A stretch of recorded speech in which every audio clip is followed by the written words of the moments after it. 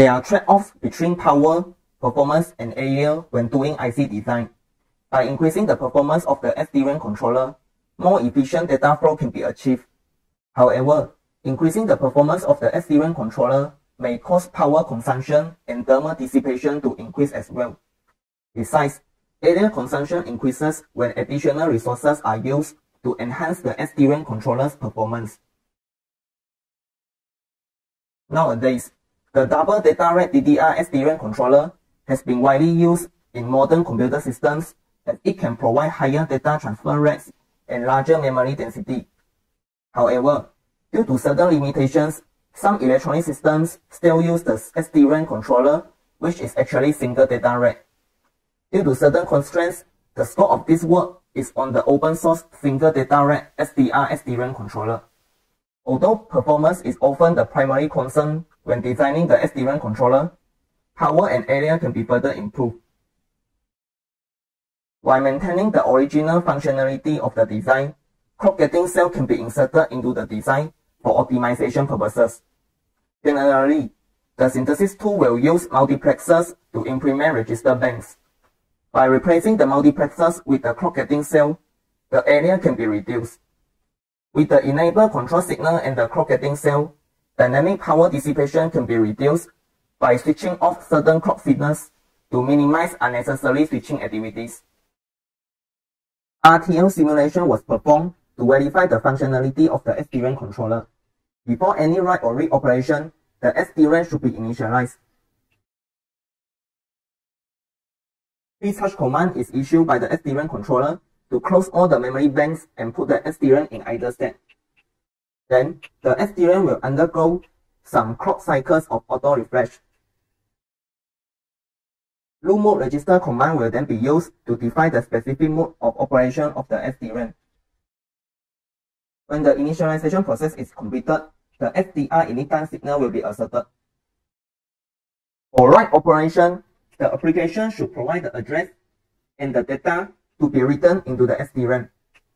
To access a different row on the same bank or a different bank, the pre-charge command is issued to close the bank that is already open. Then, the activate command is issued to open the desired bank and get access to the desired row. After the write command is issued, data from the application will be written into the SDRAM through the DQ port, which is an in-out port. For instance, the data from the application 00F3 E301 is written into the SDRAM.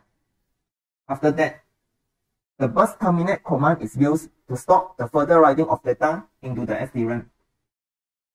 Next, data is read from the same memory address to ensure that the data has been written into the SDRAM successfully. Since we access the same memory location, pre-charge and activate commands are not required in this case. After the read command is issued, it takes a few clock cycles for the data to appear on the data bus due to cache latency. It takes another clock cycle for the SDRAM controller to transmit the data from the SDRAM to the application. 00F3 E301 is the data written into the SDRAM previously. Now, the entire data is read from the SDRAM. During synthesis, the compile ultra get clock command is used to integrate the clock gating cells into the design. The maximum number of clock gating stages can be defined by using this command. This is the final layout generated after routing. If we zoom in, we can see the routing area due to different metal layers. These are the post layout results.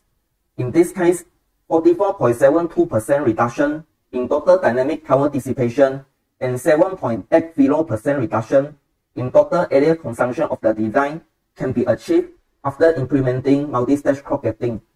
Besides, the timing sets are positive. Here are some applications that may use the SDRAM controller. In short, this work provides a design option to optimize dynamic power dissipation and area consumption, in which dynamic power dissipation has a higher priority.